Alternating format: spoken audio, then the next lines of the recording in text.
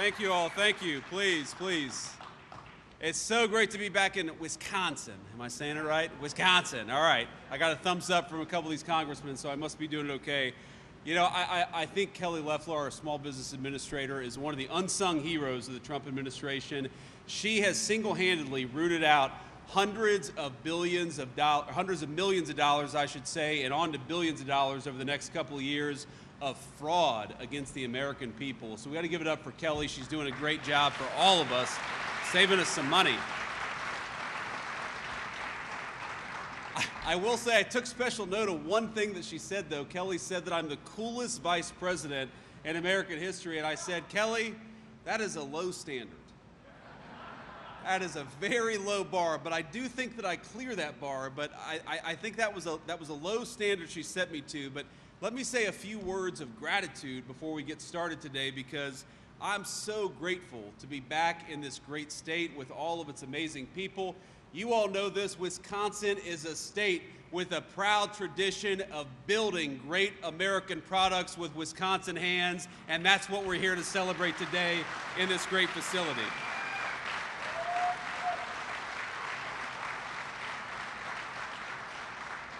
Now, that would not be possible, of course, without the workers and the leadership of Pointe Precision. And I've been learning a little bit about this facility just because I knew I was going to come here today.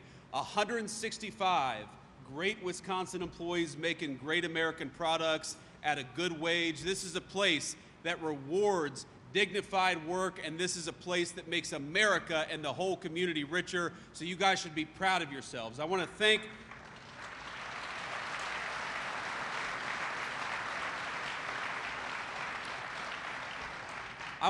the family, Joe and Cindy, and their beautiful kids, and all. It looks like we got some grandkids here, Joe and Cindy. That's amazing. Life's greatest blessing, of course. So great to have you guys. Great to see you guys. Wait, what is today?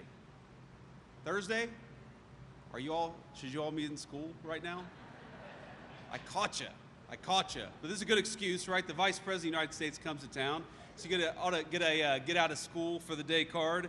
But I want to thank a couple of other people here, because all the things that I'm going to talk about, all the things we've been doing in the Trump administration would have been impossible without a couple of great congressional allies. And so in particular, I want to call out Representative Derek Van Orden. My dear friend Derek, it's hard to miss him. Thank you.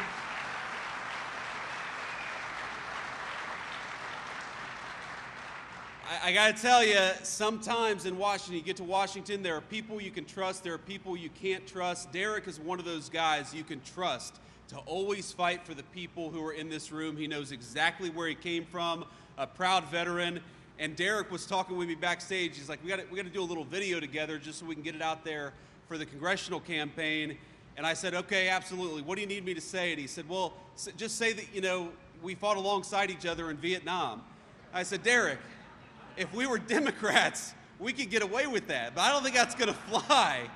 We're Republicans. These media reporters are not going to let us get away with that, but there are so many great things about Derek, but all of the amazing things. No taxes on tips, that happened because of Derek.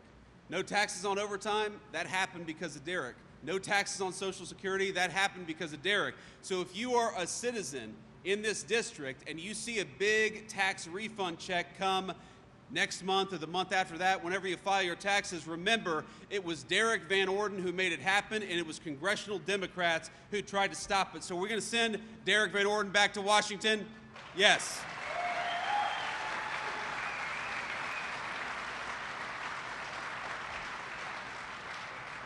We've also got President Trump's endorsed candidate for governor of Wisconsin, Tom Tiffany. Tom, please stand up and be recognized. Another great guy.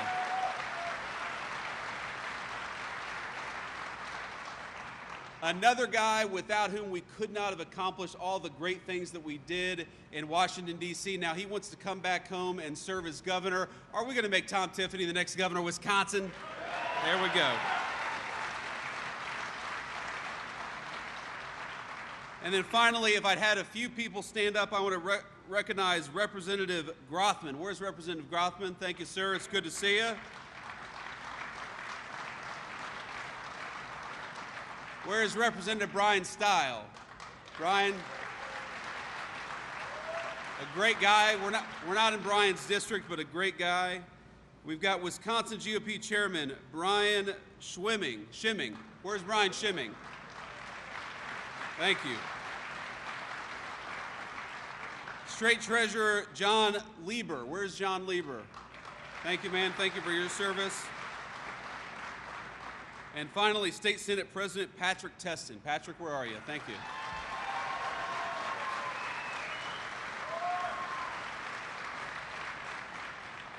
Now, here's what I want to talk about. I want to talk about the stakes coming up in November, because it feels like this election in November is very far away. But if anything, the State of the Union should have showed us that we cannot give power back to congressional Democrats. Now, I am fundamentally an optimist about this country. I believe most people, most human beings, most American citizens, whether they got a D next to their name or an R next to their name, or they have no political affiliation, they're good people. They love our country. They want our country to thrive and prosper. But I got to tell you, after the State of the Union, I'm not so sure that is true of the congressional Democrats that we saw at the State of the Union address. As the President of the United States said very well, you watch their reaction to some of what he was saying, and all I could think was, these people are kind of crazy. These congressional Democrats, if you think about all of the things that they were doing, and I got to tell you, of course, I've got the best seat in the House in many ways, right? I'm sitting right next to the Speaker of the House. I'm sitting right behind the President of the United States, and I've got one internal monologue going on, one thought in my head the whole time, which is don't make a stupid face for 2 hours, which is hard for me, when you're on TV for 2 hours and the Democrats are doing crazy things. So I'll give you a little lay of the land. So to the left, my left, is all of the Republicans, okay, because I'm sitting right behind the president. And to my right is some Republicans, but mostly the Democrats. And so I see the reaction of all the congressional Democrats, and it's one of the most amazing things I've ever seen. So you say, like, for example, you had this beautiful little girl, had such a sweet moment with her dad. You may have remembered. She was probably 6 years old. She had been assaulted by an illegal immigrant. She had had a very bad, I think, medical prognosis, but it turned out that she was okay. This 6-year-old girl, hurt by a human being who never should have been in this country in the first place, who was led into this country by Joe Biden and the Democrats, and she's hugging her dad, and she's so excited, and you can tell, and I think everybody's heart feels very, you know, you get that warm and fuzzy feeling, and then I look over at the congressional Democrats, and they're just scowling. They cannot clap their hands for a 6-year-old who survived an attack from an illegal alien. What is that? What kind of a person can't stand up and cheer for an innocent young girl who's doing well, who's showing the entire country strength and resilience? And then the president had this line, I'm not going to get it exactly right, but he said, if you believe, stand up and cheer if you believe that the American government's first priority should be to look after American citizens instead of illegal aliens. And all the Republicans, including Derek and everybody else, stands up and starts cheering. And then you look over the Democrats. Complete silence, no reaction at all. The one thing that got at least some of the Democrats to stand up and cheer was the Olympic hockey team, which we're, of course, very proud of. But you got to ask yourself, ladies and gentlemen, what is it about a political party that cannot stand up and cheer for a 6-year-old girl who survived an attack?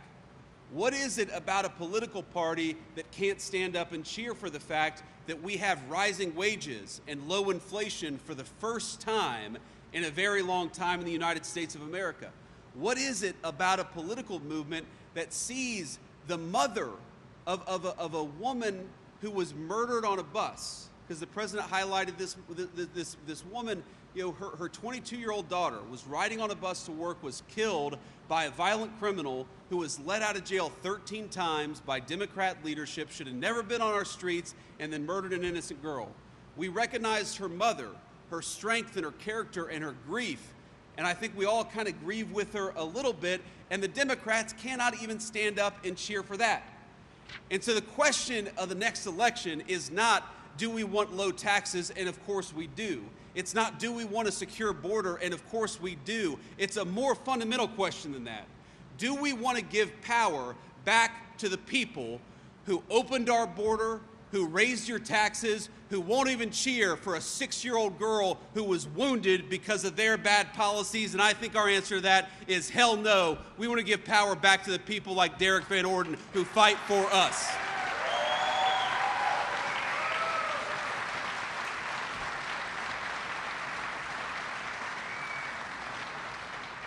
And here's the thing, it's funny, I talk to the president multiple times a day. It's kind of the job of vice president. You talk to the president a lot. And every single day, the president will say to me, what have we done today? Got to do more, got to do more, got to do more, okay? The president has such an intense work pace. And I sometimes think, Mr. President, we got to take stock of all the incredible things that we have accomplished over the last year. When Joe Biden and the Democrats left us, the government of this country, we had the highest inflation that we had ever had in 40 years.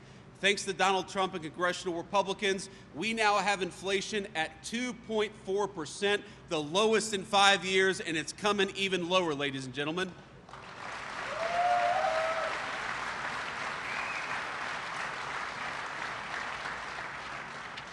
Under Joe Biden and the Democrats, the average American lost $3,000 in take-home pay, and under Donald Trump and Republicans, in just 1 year, the average American has seen $1,700 increase in take-home pay.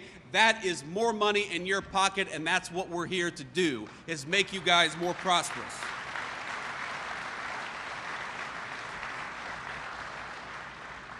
Under Joe Biden in the Green New Scam, we had the highest energy prices that we had had maybe in my entire lifetime. And then we had Republicans take over with a simple principle, which is drill, baby, drill. Get the oil and the gas out of our territory. Use American workers to provide American companies the energy that they need. And now we've got gas prices lower, we've got electricity and utility bills lower, and we've got companies just like Pointe Precision that can actually afford the cost of doing business, which they couldn't do when Joe Biden was in charge. So it's funny to me, when the Democrats talk about affordability, you heard the president talk about this in the State of the Union address. Hearing the Democrats talk about affordability is like hearing an arsonist complain about fire. It's your fault. You guys left us a country with sky-high inflation. You all left us a country where we were going everywhere but America for energy. You left us a United States of America where the average family was $3,000 poorer. So our attitude is, you know what? When you talk about affordability, you're exactly right. You caused an affordability problem, congressional Democrats, and we are here to fix it.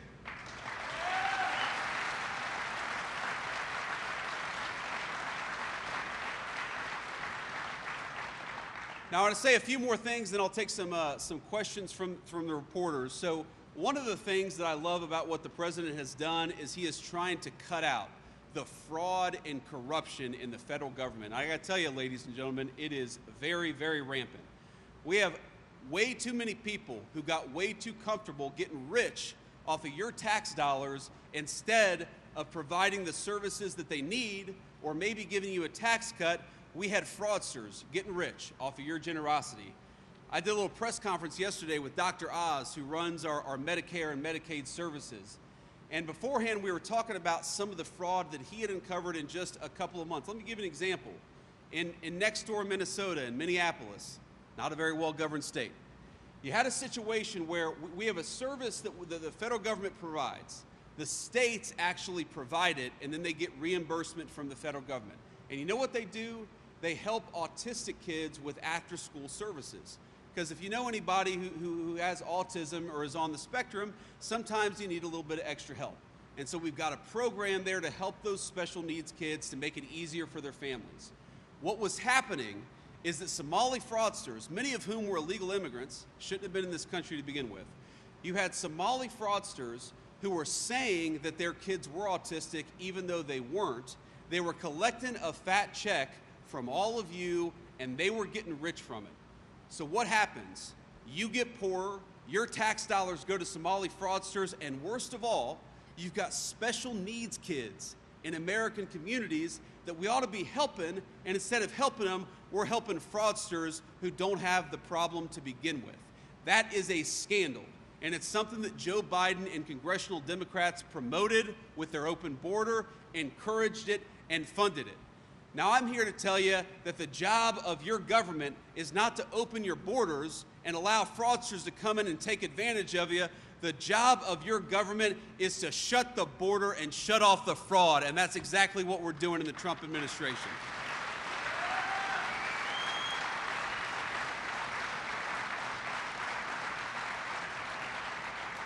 But you know, it's actually not just the people on the ground who are committing some of this fraud. Some of the worst corruption is the corruption that you see in the federal government. And I know Derek and a lot of these other guys were standing up cheering for this. Why don't we stop allowing congressmen and congresswomen to get rich off of insider trading? Is that common sense?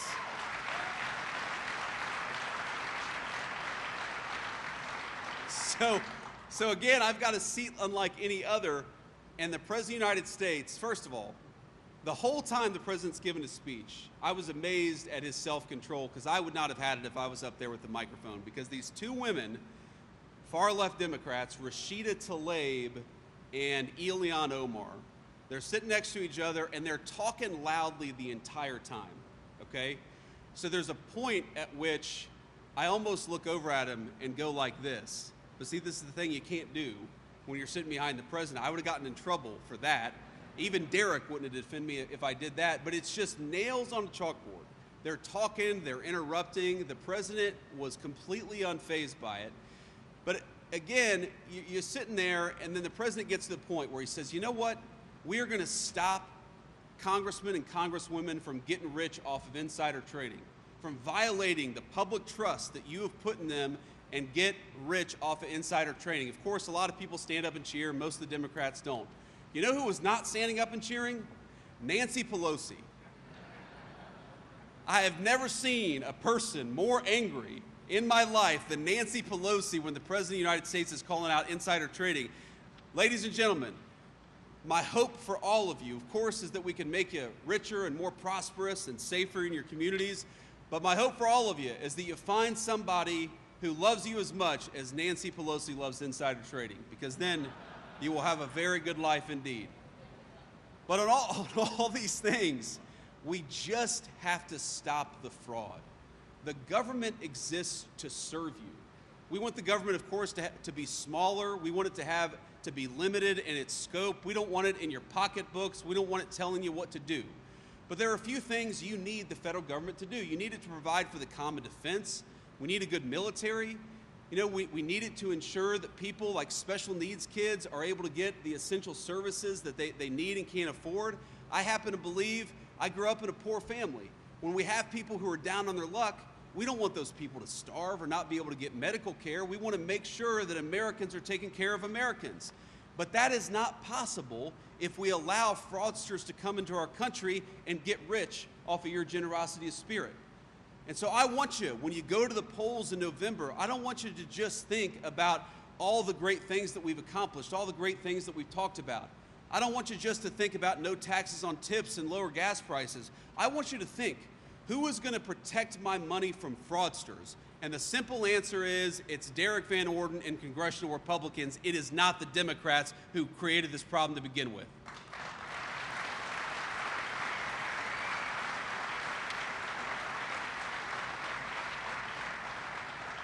Now, I got so many notes here. I could sit here and go on for another 45 minutes. Housing prices are down.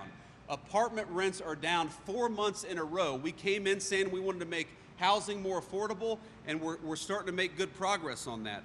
The annual cost of a new mortgage in just a year is down by $5,000. And my friends, if we could get Jerome Powell at the Federal Reserve to lower interest rates, because the inflation is now low, then those mortgage costs would come down even further. I happen to believe, and I know the President of the United States does, that when young people look at their country, one of the best things that we can do for our young families is make it possible for them to afford a home again and raise a family in a piece of land that they themselves own. I happen to believe that we do not want our young people to be permanent renters in the society that was built by their parents and grandparents. We are going to fight for our young families to own a home, and that's exactly what we've been doing for the past year. Let's keep on doing it.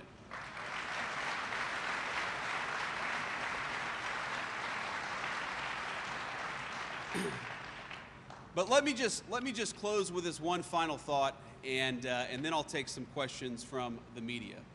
There are a lot of specific issues that matter. We could talk about all of them. We could talk about the fact that we've got a closed border and they opened it. We could talk about the fact that we've got the lowest murder rates in the United States of America in 100 years. And you wonder, how did that happen so quickly?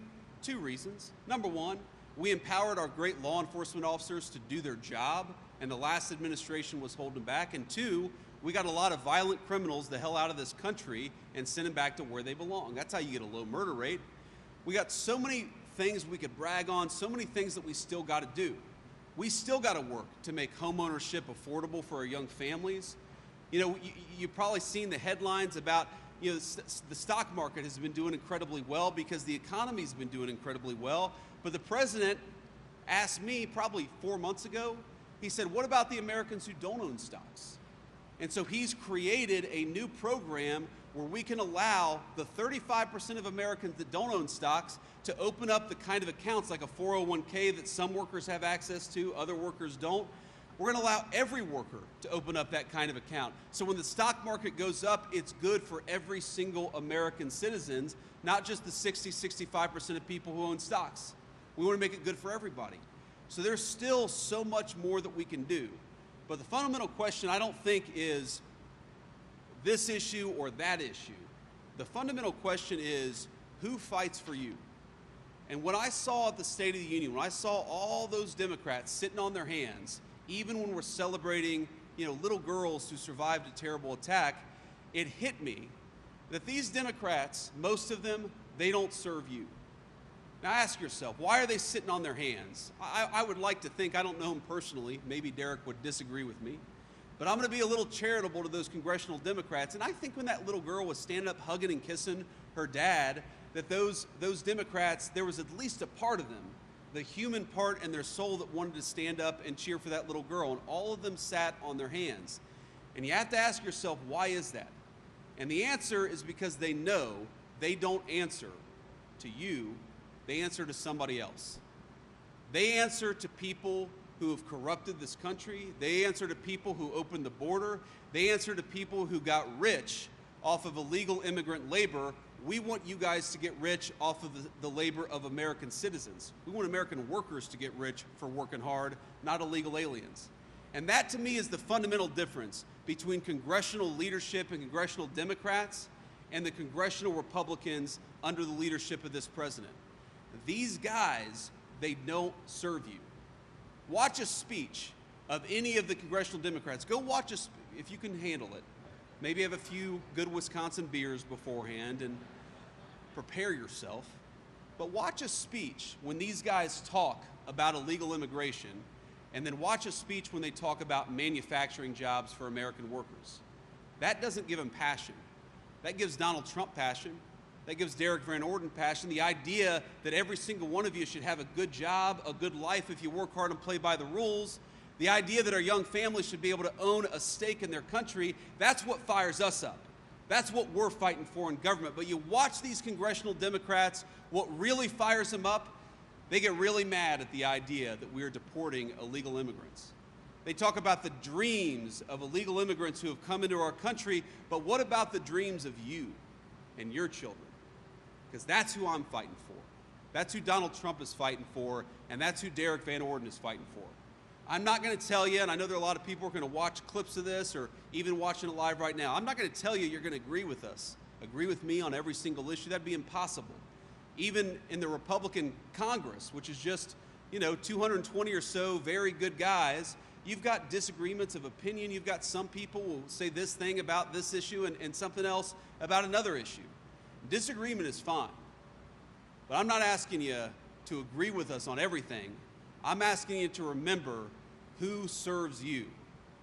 And what I know about Donald Trump and the congressional Republicans is that we wake up every single day and we think about, how do we fight for you? The question in November is, do we give power to the people who fight for corruption, who fight for fraud, who fight for illegal aliens, or do we give the government to the American citizens for whom it was designed and for whom it was created? I think I know the answer. Let's vote for our people. Let's vote for Derek Van Orden next November. Thank you all.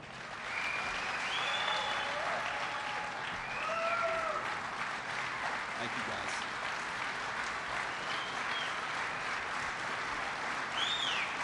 Thank you all. Okay. Thank you, please. Have a seat, and what we'll do is we'll answer a few questions from the media, and I would ask that the local reporters get first dibs here, and then we'll answer as many questions as we've got time for. So go ahead. Alex Loroff with Spectrum News 1. Mr. Vice President, there was a poll released yesterday of Wisconsin voters where 70% of respondents said their biggest concerns right now are affordability and the cost of living. Sure. What can still be done at the federal level to ease some of those affordability concerns that Wisconsinites still have? Well, look, it's our top concern, too. We want people to be able to afford a good life. Nothing breaks my heart more than the idea that you've got somebody who goes out, they bust their rear end, they come home, they want to give their kids a nice meal, maybe once or twice a year they want to take their kids on a nice vacation. We want people to be able to afford that so long as they work hard and play by the rules.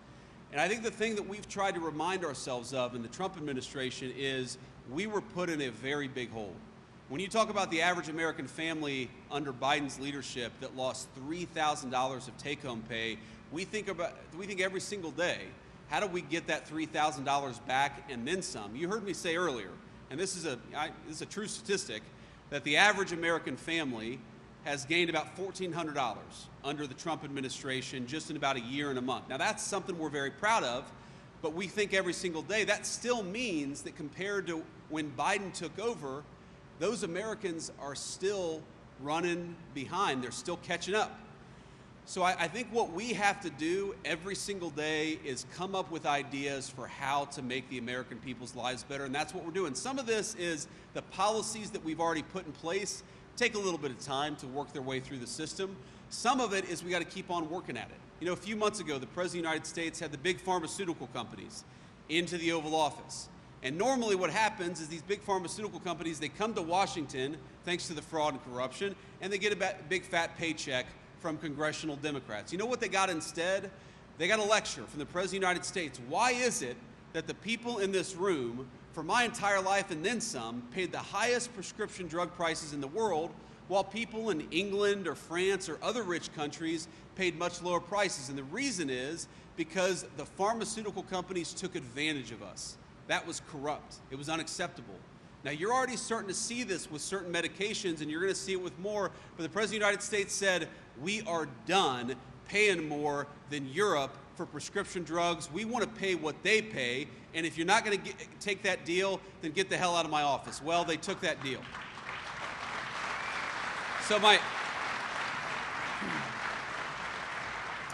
So we got to keep working at it, but I'd say to Wisconsin voters, whether they're conservative or liberal or in the middle, I'd say to them, ask yourselves what kind of a hole the Joe Biden era put us in, and do you want to give power back to the people who created those problems, or do you want to double down on the administration that has busted our tails for the last year to fix those problems? Let's double down on the leadership that's fixing the problems, not the leadership that created them.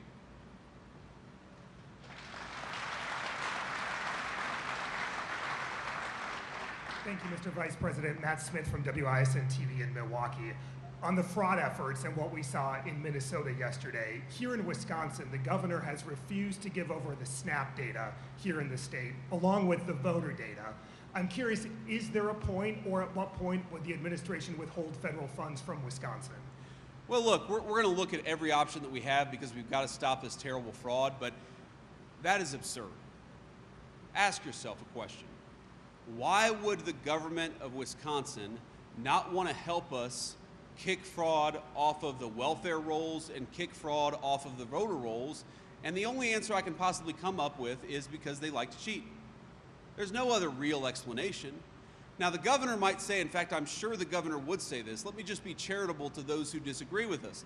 The governor would say, well, there isn't as much fraud as the Trump administration believes there is. Well, even if that's true, and it's not, but even if that's true, let's get what fraud there is off the voter rolls and off the welfare rolls. You know the right number of people who should be illegally voting in American elections? 0. You know the number of people who should be fraudulently collecting food stamps? 0. I want those benefits to exist for the people who need them. The only way to promise that is to get the fraud out of the system, and that's what we're trying to do in the Trump administration. No more fraud, no more corruption. It shouldn't be hard.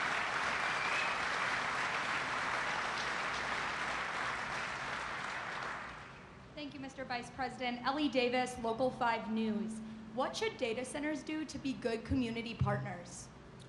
Well, that's a very, very good question. And you saw the president talk about this in the State of the Union address. Look, there's a good news and a bad news with data centers. Now, the good news is, first of all, they're big facilities. You create a lot of construction jobs.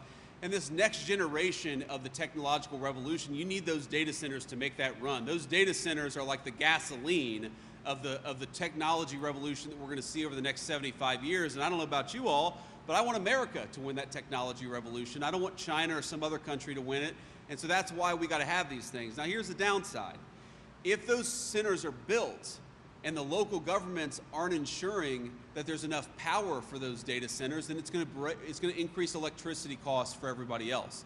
And so what we think the data centers have got to do is they've got to work with the local governments, with the state governments, and in the federal government, we are trying to do everything that we can so that if you build a data center, for example, you can just build a power plant right next door.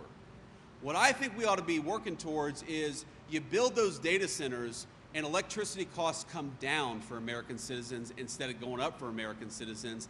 The data centers can afford it. We got to make sure that they're good neighbors so that when they come in and build these great buildings, the people in their neighborhood, the people in their community benefit too, and that's through lower power. That's the best way they can be good neighbors. Thank you.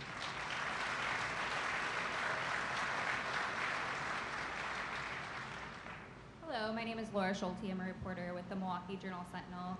And in Wisconsin, rural hospitals are struggling. Closures are creating healthcare deserts for parts of the state. And what can be done federally to keep those hospitals open and providing necessary care to community members? Yeah, I appreciate that question. It's a very, very serious problem. And unfortunately, this, like so much of else of what's going on in our country right now, is a problem that we inherited from the last administration. If you look at the number of rural hospital closures that were happening in 2022 and 2023 and 2024, it was really accelerating. And it's one of the reasons why it's not a provision that's talked about as much, but if you look in the big beautiful bill, the working families tax cut, however you're calling it, in that legislation, there is a multi-billion-dollar rural hospital fund to try to help these rural hospitals persevere in tough times, stay open, provide essential services, and get them to a place where they're on firmer financial footing. Nothing like that, I don't believe, Derek, had ever existed in the federal government before, but we said, look, we cannot let these rural hospitals just disappear, so we've created this fund to try to, support the ones that can stay open and try to slow the closures for the ones that are going to have to close. We think that we're starting to see some good evidence from those. It takes a little bit of time for that tens of billions of dollars to work its way through the system, but that's the number one thing. And then the number two thing is the Trump administration did a number of things in the first term, and we're trying to do this in the second term to give patients more choice. Because what we often do in our healthcare system, like for example, if you're a veteran, under the Biden administration, we would force veterans to drive an hour and a half away to a big city hospital when they could maybe go to a telehealth appointment in their own home, or maybe drive 15 minutes down the road to the local doctor.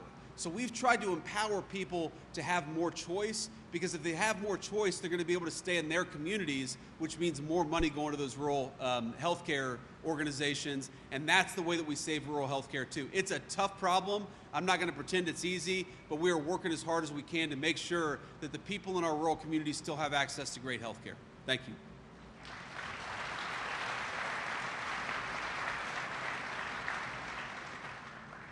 Hoff with the Midwest Farm Report Radio Network, talking to farmers across the state of Wisconsin. My question for you today is, commodity markets have not been friendly to Wisconsin farmers. I'm talking corn, Sure. soybeans, and dairy. What is the administration doing to bolster trade, increase export markets, and those relationships to bring market prices back up? Yeah, so the good news on that is that our great Secretary of Agriculture, Brooke, has been on this from the very beginning. I think it was maybe the first cabinet meeting where Brooke comes up to me and says, JD, the farmers have inherited a mess, and we've got to do everything that we can to ensure that they can stay afloat during this very tough time. So one of the things that we're doing is making sure that wherever commodity prices are, that our farmers can do their job, they can provide their food, and if they fall on tough times, there's a little bit of a support mechanism there. Now you might say, why do we do that? But the answer is actually very simple. If we don't have American sovereignty in our food supply, we don't have sovereignty at all. If you cannot depend on your neighbors to provide your food, if the food that you're relying on comes from another country, say goodbye to sovereignty, because that country is the one that controls you. The country that controls the food is the country that will ultimately control the entire world. So we've made very strong efforts, and we're going to keep on working at this with our farmers to ensure that whatever commodity prices are, they're able to stay afloat, they're able to grow their products. We know that they're struggling, and we're trying hard to fix that. The other thing the president has done is, for a very long time, China, one of the biggest buyers of soybeans, they would take advantage of American markets, but they would not take the product of Wisconsin farmers, whether it's corn or soybean or whatever it is, they would not offload that product into their country. Now that was a fundamental unfairness, and that's why the president is fighting back and making sure that we have fair trade practices. If you don't have countries honoring the United States of America, our great farmers and our great manufacturers, if you have countries that are able to come in and undercut the wages of our workers, but we're not able to export their product, ladies and gentlemen, that is not trade, that is international fraud, and that's what's been happening far too long all over the world. The President of the United States is stopping it. We're going to keep on stopping it to the benefit not just of Wisconsin farmers, but Wisconsin manufacturers too.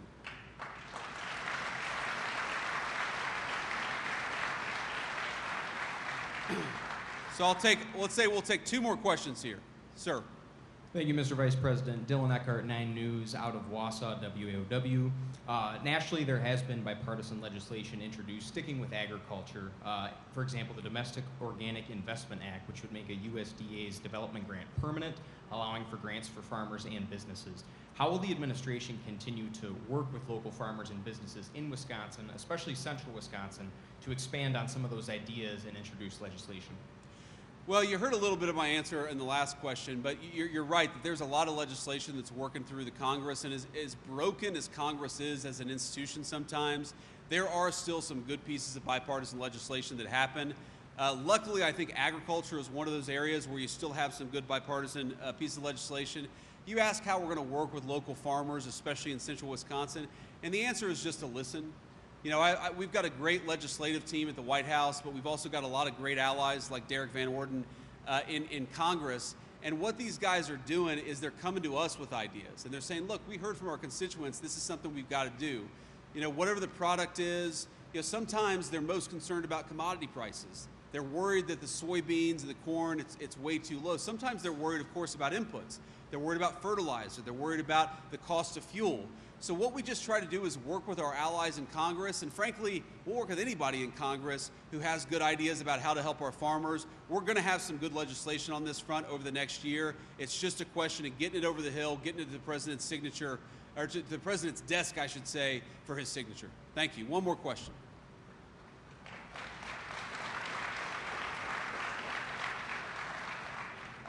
Thank you, Vice President. Derek Schritz, Newswatch 12, and Ryan Lander.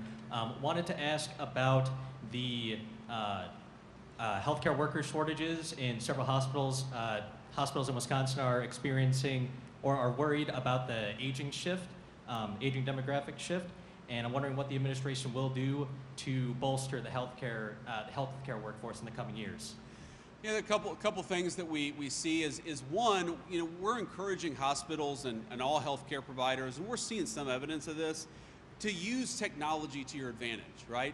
So if you've got, let's say, a guy who needs to see a doctor, but he can see that doctor from the comfort of his own home, doing a telehealth appointment, you know, sometimes you got to go into the doctor. Sometimes you can actually do that by just talking to the doctor at home. That we're trying to encourage because that puts less stress on some of the healthcare workers. If you can just see somebody quickly, it's in and out, you don't have to deal with all the paperwork of coming in for a doctor's visit. That's one of the ways that you relieve that stress and shortage that we see in our healthcare workforce. The other thing is that we're investing a lot to try to make sure that we meet the doctor, the nurse, the physician assistant shortage. The basic problem that we had in our country is that for a long time, we would encourage people to get like women's studies degrees in the United States of America, which, you know, maybe you need a few of those. I'm not sure how much, but what you really need is doctors. You need nurses. You need people who can work with their hands. You need people who can work on a farm. You need people who build and make things and take care of people.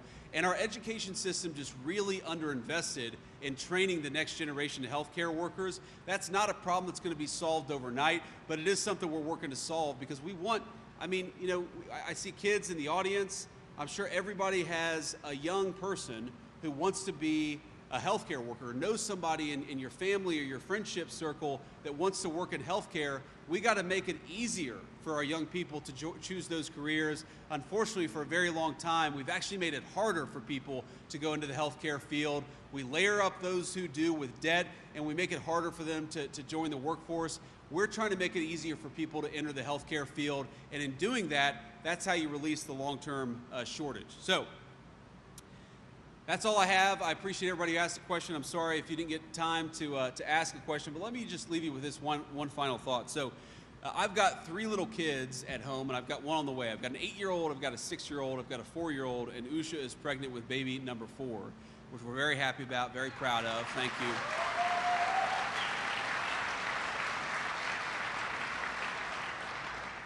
But my 8-year-old, you know, he's gotten really into football in the last probably 3 or 4 months. Don't hold it against him. He's an Ohio State fan. That's his dad rubbing off on him. Are we Wisconsin fans here in central Wisconsin? Okay. But here's the thing. We watched over the past few days. We watched Rudy. Does everybody remember the movie Rudy? About this guy. He was too little. He wasn't fast enough. He was 5'6". But he worked his tail end off, and he made the Notre Dame football team at really the height of Notre Dame's power. I mean, they were one of the best. They still are, but they really were one of the best football programs back in the country. And it really is just this incredible tale of a guy who believed in his dreams, who fought for those dreams, and would never give up. A classic American tale. But I was watching that movie, and I realized the 3 most important people in that movie, obviously one is Rudy, the guy who became the football player. But number 2 is Rudy's dad, and number 3 is the priest. There's a priest in the movie who sort of serves as a spiritual counselor to Rudy, and it kind of hit me watching this movie that the American dream takes many shapes and sizes. I think all of us know that. Even among our own kids, our grandkids, our friends and family, you've got the striver. You've got the guy like Rudy, who's got really big dreams, wants to play football for Notre Dame, and is going to make those big dreams happen. But you've also got a guy like Rudy's dad, a guy who just wanted to work a good job, who wanted dignified work, who wanted to raise his family and take a nice vacation every now and then. And then you had this priest, who was kind of the glue that held everything together, that helped people when they were struggling, that provided counsel to people when they were down on their luck, and was empowered to be a leader in the community. And I realized watching this that when we talk about the American dream, I'm not talking about my American dream. I'm talking about your American dream.